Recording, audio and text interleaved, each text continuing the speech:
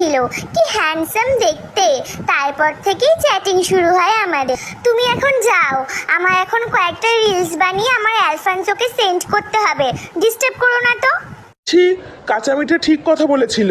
একটা হাইব্রিড মাল, মিশ্র প্রজাতি যখন যাত্রার সাথে মিশে যায়, হাট।